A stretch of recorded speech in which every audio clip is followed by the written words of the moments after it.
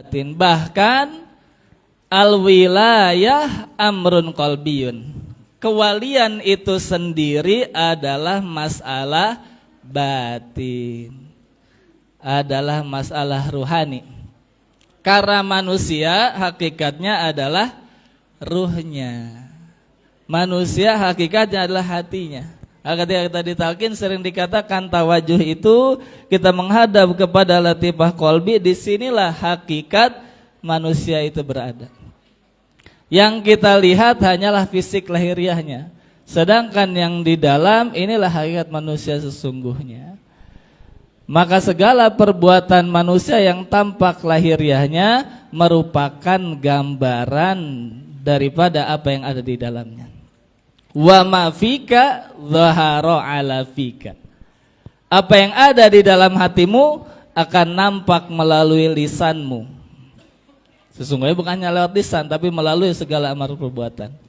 Inilah, maka kita belajar kepada guru mursyid adalah kita mendidik hati. Karena tadi manusia itu adalah hatinya. Kalau hatinya baik, maka amal lahiriahnya baik. Kalau manusia amal lahiriahnya baik, maka dunia ini akan baik. Itulah, maka para ulama sufi mengartikan firman Allah surah Ar-Rum ayat 41, Zaharal fasadu fil barri wal bahri bima kasabat aydin nas. Sudah nampak kerusakan di daratan dan di lautan karena sebab amal perbuatan manusia. Ulama sufi mengartikan daratan itu adalah lahiriah ini, badan kita ini adalah daratan yang dikatakan rusak oleh Allah. Sedangkan bahar, lautan itu adalah ruhani manusia atau hati manusia. Nah, mengutip keterangan guru mursyid diambil dari kitab Biharul Hub, dunia ini 4/5-nya adalah lautan atau air, sedangkan 1/5-nya adalah daratan. Kalau lautan aman, maka daratan akan aman. Itulah gambaran manusia. Kalau ruhaninya baik, lahiriahnya pasti baik. Tapi kalau ruhaninya sudah berantakan, bagaimana lahiriahnya? Terus bagaimana kalau ada orang yang secara lahiriah dia baik, tapi batiniahnya tidak baik? Itu namanya orang munafik. Inilah. Maka didikan akhlak dari mursyid yang dibetulkan, yang dibenarkan, yang dididik, yang dibenerin, pertama kali adalah hatinya. Inilah akhlak sufi namanya. Segala sesuatu, akhlak kita, ucapan kita, perbuatan kita bukan dibuat-buat, tetapi hasil daripada pengamalan zikir. Maka tadi ikhlas itu dikatakan ruknul a'zam, pondasi yang utama dalam urusan ibadah. Apabila ibadah tidak ada ikhlasnya, sebagaimana bangunan tidak ada pondasinya, jadi rubuh ibadahnya. Ibadahnya tidak tegak atau ibadahnya tidak sempurna. Bahkan dikatakan oleh guru mursyid mengutip keterangan firman Allah, wa ma umiru illa liya'budullaha mukhlishina lahuddin.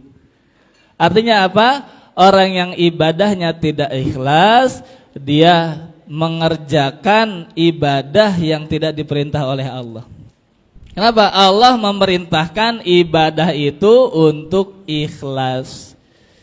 Kalau kita tidak ketemu Syekh Mursyid, ikhlas itu sampai sekarang masih remeng-remeng. Wallahu a'lam. Jadi ibadahnya tidak yakin. Tidak mungkin ikhlas itu tidak ada yang tahu. Tidak mungkin ikhlas itu tidak diajarkan oleh Nabi Muhammad. Nah, bahkan ada omongan, ikhlas mah urusan kita dengan Allah. Gimana Allah saja. Kalau Allah mau terima ya diterima. Kalau enggak ya enggak.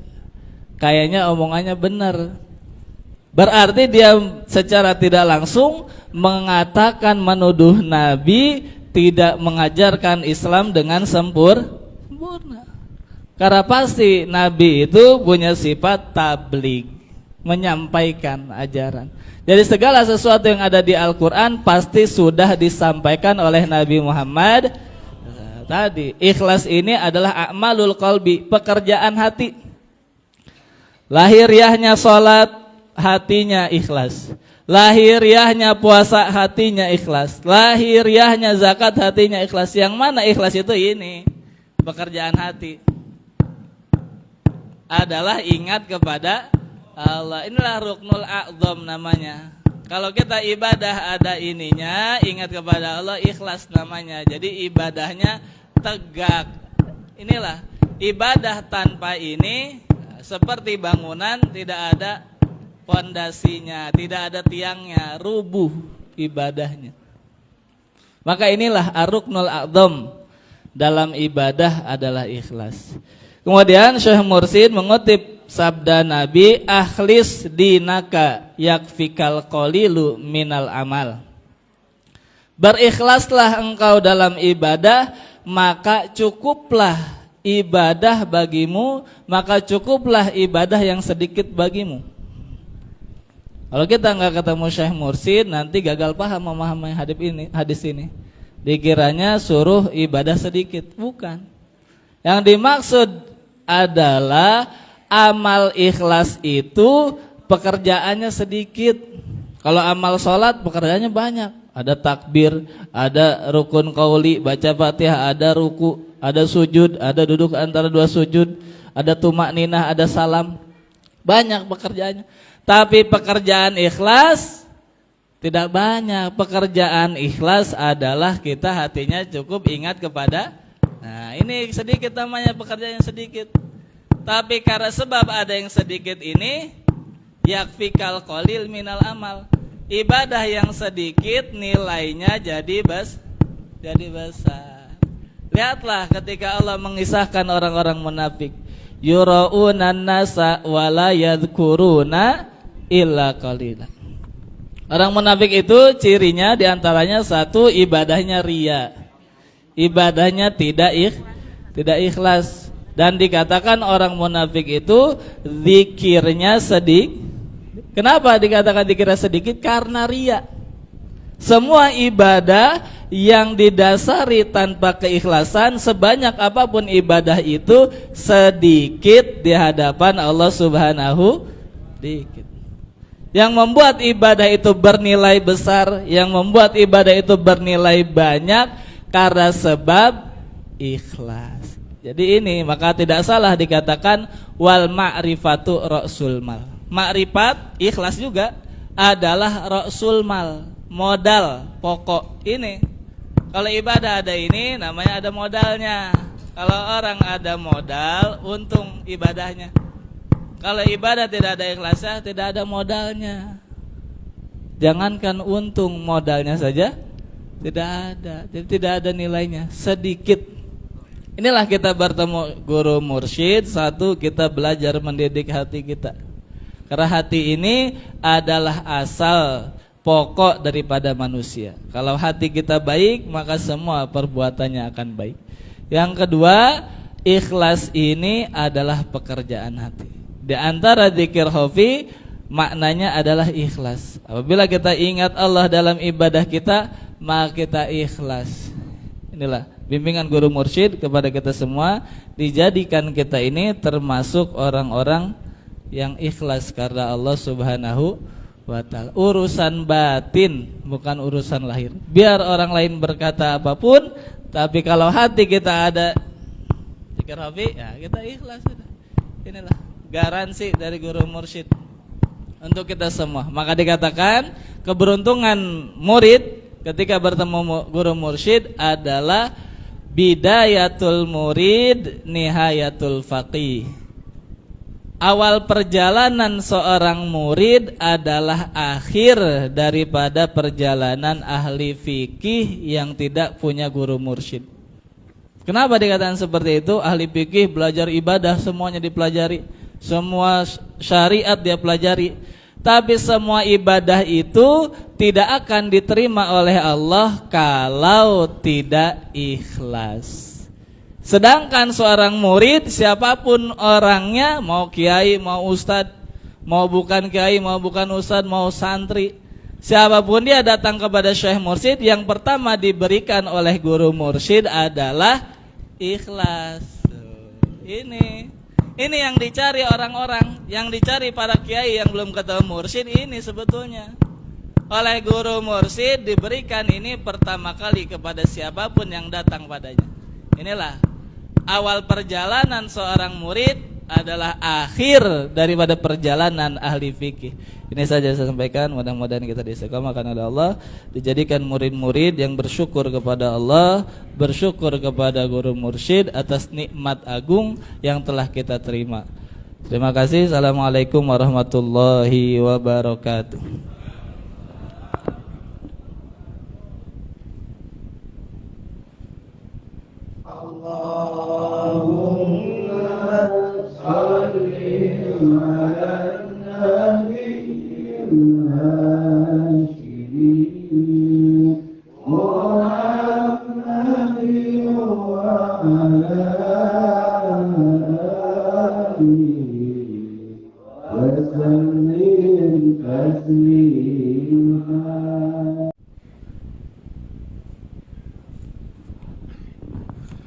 Assalamualaikum warahmatullahi wabarakatuh. Ahli silsilah Thariqah Qadiriyah Naksabandiyah Pesantren Suryalaya, wabil khusus Syekhina wa murabbi arwahina pengarsa Aba Aos Qaddasallahu sirrah, para wakil talqin Syekh Mursyid Bapak Kiai Haji Triwahyu, Bapak Kiai Haji Kusairi Ajis, Bapak Kiai Haji Tengku Rijal, Bapak Kiai Haji Ali Ridho, mata'anallah bituli hayatihim. Saya kalau nyebut cager bager nggak pede, karena pasti diketawain. Ternyata ada yang lebih parah lagi, Tengku Rijal, cager, bager.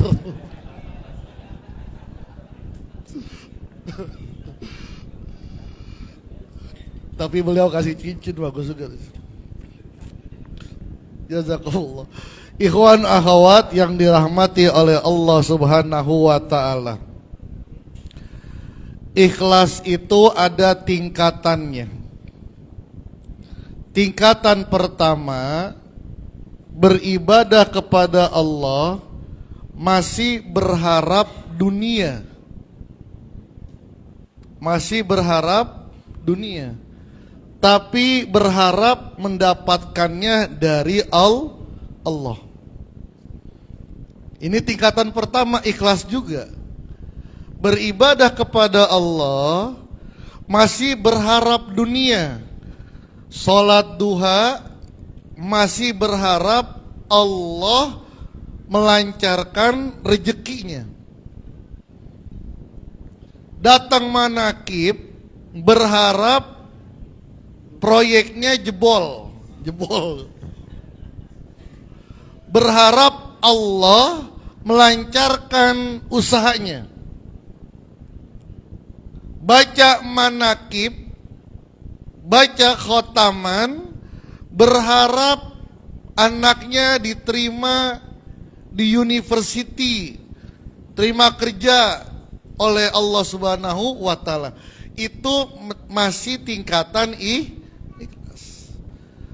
Maka Abah mengatakan, siapa yang pengen kaya kesini, ke Sirna Rasa. Siapa yang pengen jaya kesini. Kenapa? Niat manakib besok agar dilancarkan itu masih termasuk ikhlas. Istilahnya tingkatannya nih, tingkatan syariah, makom syariah. Masih berkutat dengan materi, dengan fisik. Kalau Siti Jenar mengistilahkannya masih ibadah raga. Ibadah raga. Tapi nggak salah. Man soma Ramadana imanan wahtisaban. Wahtisaban itu berharap mendapatkan balasan dari Allah. Ashabul yamini wa ashabul yamin fi sidri mahdud wa talhim mangdud wa zillim mamdud. Mendapatkan kenikmatan sampai wa min hurin ain ka amsalil lu'lu'il maknun. Beribadah pengen dikawin sama bidadari, ikhlas juga itu. Asal jangan bilang sama bininya aja, ngomel bini. Ini yang pertama. Ini termasuk kayaknya kita masih di sini nih. Masih di sini nggak apa-apa. Terus zikir karena la ilaha illallah adalah kalimat ikhlas. Terus zikir la ilaha illallah biar diangkat makom kita oleh guru mursyid. Zikir khafi yang tadi dijelaskan oleh guru kita, ini zikir ikhlas. Qulubul asyikina laha uyunun tara mala yara nazirun wa alsinatun tunaji rabbahu tagibu an kiramil katibin wa ajnihatun tatiru bighairi rishin ila malakuti rabbil alamin. Yang keduanya aja yang saya jelaskan. Orang yang ma'rifah mempunyai alsinatun, mempunyai lisan. Yang tunaji, munajat. Tunaji itu berbisik-bisik dengan Allah. Lain dengan tunadi.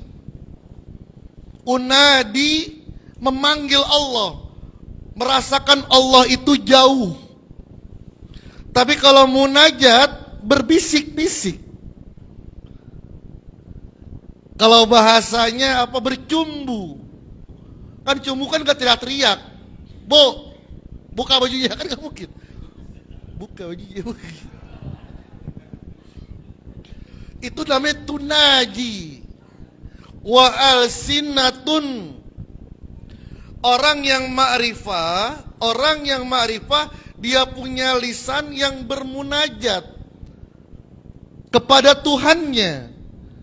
Ketika dia berbicara dengan Tuhannya, taghibu anil kiramil katibin, lewat, nggak diketahui oleh malaikat yang menulis amal.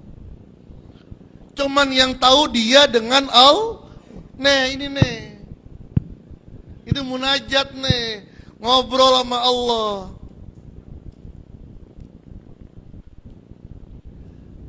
Ini tingkatan pertama. Mudah-mudahan dengan zikir la ilaha illallah, dengan zikir khafi, Allah angkat derajat kita dengan keberkahan guru mursyid. Apa yang kedua? Berharap mendapatkan kenikmatan nanti di akhirat. Selamat dunia, selamat dari api neraka. Nggak berharap nih dapat apa-apa di dunia. Baca Quran biar apa? Biar selamat nanti di akhirat. Sedekah kemana-mana biar apa? Biar kawin sama bidadari. Ibu-ibu rajin ngaji biar apa? Biar dapat emas 10 ton. Dipakai di kalungnya 10 kilo. Emang kenikmatan perempuan di situ nanti. Kalau laki-laki bidadari, perempuan itu nanti perhiasan. Tangannya semuanya emas semua tangannya. Tapi berharap bukan di dunia, biar diselamatkan nanti di akhirat. Itu ikhlasnya lebih tinggi, Pak. Keikhlasannya lebih tinggi. Kenapa? Orientasinya bukan orientasi dunia, tapi orientasi akhirat. Kenapa? Karena dia sudah tahu walal akhiratu khairul laka minal.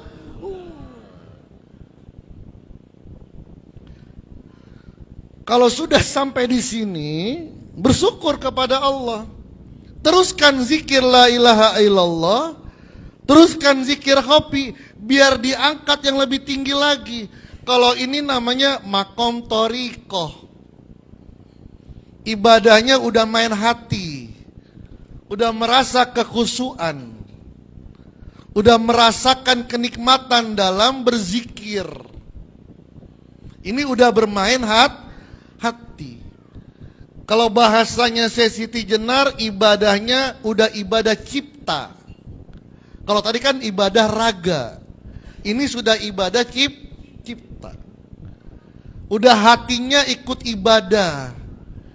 Ketika sujud, hatinya ikut sujud. Ketika ruku, hatinya ikut ruku. Apa maksudnya? Hatinya ikut tawadu. Bukan orang sholat jidatnya hitam, tapi sombongnya 7 lapis langit. Nggak bener tuh. Nah, makam yang paling luar biasa, tidak berharap apa-apa, semata-mata lillahi ta'ala. Ini berat. Nggak bisa orang langsung ke sana. Ada tahapan-tahapan, nikmatin aja dulu. Nikmatin, nanti Allah angkat keduanya. Sampai ibadah semata-mata limahabbatillah, karena kecintaan kepada Allah. Itu bahasanya Robiatul Adawiyah kan begitu. Bukan khaufan minan nar. Aku ibadah bukan takut api neraka. Aku ibadah bukan pengen masuk surga. Semata-mata aku ibadah karena Engkau. Karena kecintaanku kepada Allah. Bahkan ulama orang sufi mengatakan, ya Allah, aku ibadah cuman pengen ngelihat Engkau, pengen ngelihat Allah. Meskipun aku di neraka, aku milih tinggal di neraka asal bisa melihat Engkau. Itu udah berat, udah. Tampang-tampang ente belum nyampe.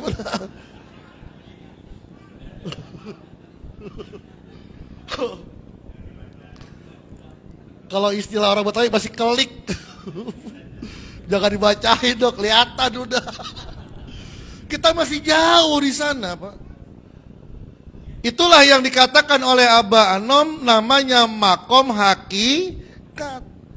Yang ibadahnya sudah anta budallah ka'annaka tarahu. Ketika dia beribadah sudah bisa melihat Allah. Kalau Allah sudah dilihat, lihat bukan dengan mata ya. Kalau lihat dengan mata sampai pecah bola mata nggak bakal bisa kelihatan. Dengar suara Allah dengan telinga sampai gendang telinga pecah nggak bakal bisa kedengeran. Jangankan ngelihat Allah dengan mata, ngelihat ciptaan Allah aja nggak bisa. Matahari nggak bisa. Ngelihat matahari coba. Umumnya dia bisa. Matahari mau ngelihat Allah dengan basirah. Itulah yang dikatakan oleh Al-Halat, ra'aitu rabbi binuri qalbi. Aku melihat Tuhanku dengan cahaya hatiku. Umar bin Khattab pun mengatakan begitu, binuri qalbi. Kata Syekh Abdul Qadir, tidak mungkin ada nur qalbinya tanpa melalui talqin zikir. Ini makom hakikah. Syaratnya apa? Kalau yang kedua, hatinya bersih dari sombong, dari dengki. Kalau yang ketiga lebih berat lagi, Pak. Apa? Merasa dirinya hina, nggak punya apa-apa, nggak bisa apa-apa. Maka cara bacanya, wakaf ibtidanya beda. Kalau pengen paham nih hadis ini nih, fa illam takun tarahu, fa illam takun wakaf. Wakaf dulu, sakahlah, wakaf sebentar, baru tarahu, baru paham. Tapi kalau Fa illam takun tarahu, susah dipahamin. Ini rahasianya nih, Pak. Ini jangan, ini luar biasa, Pak. Fa illam takun saka tarahu beda dengan fa illam takun tarahu. Beda, Pak. Kalau fa illam takun tarahu, jika kamu tidak bisa melihat Allah. Tapi kalau fa illam takun saka waqaf. Fa illam takun, kalau kamu sudah tidak ada dalam dirimu, kalau kamu sudah menghilangkan keakuanmu, yang tadi dibilang tuh yang bener tuh ikhlas tuh, hamba Allah, nih gua nih, tuh Iwan banget tuh, Bang Iwan banget tuh.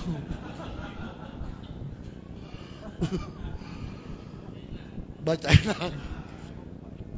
Fa'ilam takun, ini berat nih, hilangkan keakuannya, jangan ada akunya. Tarahu, maka kamu akan bisa ngelihat Allah. Itulah dikatakan oleh ahlat, wa fi fana'i wa fi fana'i wajadtu anta. Dalam kefanaanku hilanglah semuanya, dan ketika hilang semuanya, wajadtu anta, aku bisa menjumpai engkau ya Allah. Itu ada dilaguin tuh, Bu. Mau saya laguin, Bu? Mules tar, jangan. Mules. Jadi semua itu perjalanan sudah. Yang penting kita istiqomah zikir la ilaha dan zikir khafi. Wallahu muwaffiq ila aqwamit thoriq. Assalamualaikum warahmatullahi wabarakatuh.